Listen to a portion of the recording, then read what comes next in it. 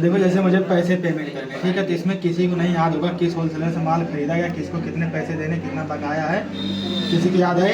नहीं याद है। तो मुझे क्या करना होगा, पहले मैं एक चेक कर लेता हूँ किस होलसेलर से मुझे कितने पैसे पेमेंट करने। तो एक चेक करने के लिए हम क्या करेंगे, डिस्प्ले में चले जाना, यहाँ से स्टेटमेंट्स ऑफ अकाउंट में चले जाना, ठीक है, आउटस्टैंडिंग और लेजर वाले ऑप्शन में चले। जैसे अमित होलसेलर है इसमें, तो पैसे तुम किसको पेमेंट करोगे, होलसेलर को ही पेमेंट करना है, कस्टमर को मत पेमेंट करना, क्योंकि जिससे माल खरीद रहे हो उसी को पैसे दोगे ना। यस। ठीक है, तो अमित होलसेलर तो मुझे इसको पैसे देने हैं।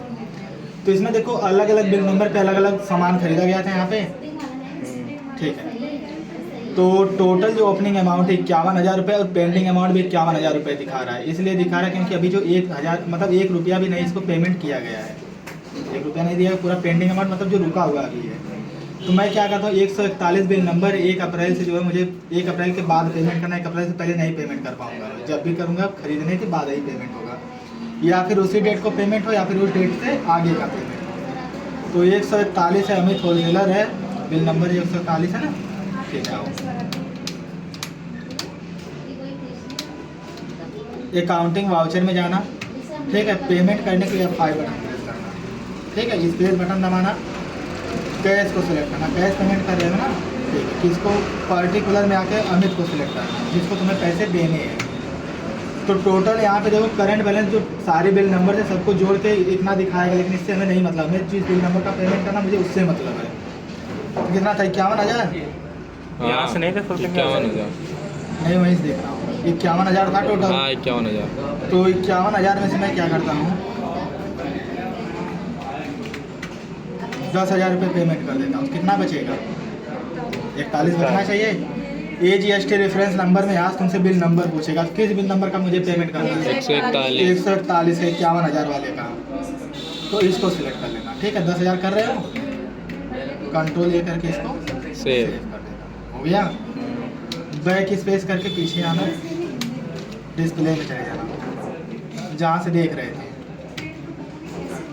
स्टेटमेंट से मैं कहाँ हूँ, आउटस्टैंडिंग और लेजर में चले जाना। यहाँ से अमित था, कितना बचा यहाँ पे, 41 पेंडिंग अमाउंट 41 बचा, और पेमेंट की एंट्री कितनी की गई है, 10,000 रुपये। 10,000 रुपये यहाँ से दिखाएगा, 1 अप्रैल को खरीदा गया था और 1 जून को जो है पेमेंट किया गया, ठीक है। तो जितना पेमेंट करते जाओगे इतना जो है पेंडिंग अमाउंट कम होता जाएगा। जब सारा पेमेंट कर दोगे तब देखो वहाँ से हट जाएगा। आओ ये फाइल से पेमेंट करो, 41,000 था,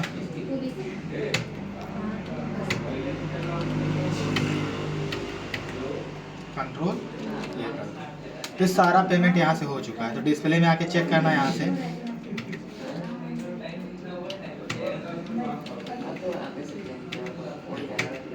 एक 141 वाला जो बिल नंबर था पूरा पेमेंट हो गया, तो यहाँ से हट गया, ठीक है। तो जितना सारा पेमेंट करोगे यहाँ सब हटता जाएगा, और देखो जितनी बार पेमेंट किए सब यहाँ से दिखाएगा।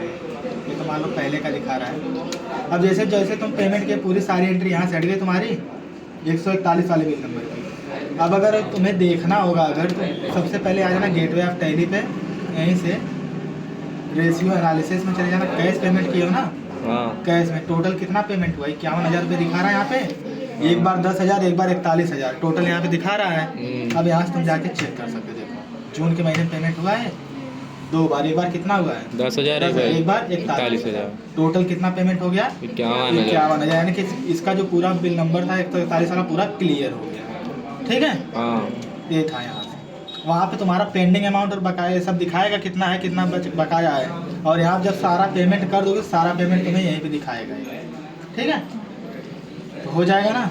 तो सबसे पहले जाके होलसेलर की डिटेल चेक करना है, क्योंकि याद किसी को नहीं होगा कौन किससे कितना खरीदा, कितना बकाया, वो सब तुम्हें चेक करना ही पड़ेगा, तब जाके होगा, ठीक।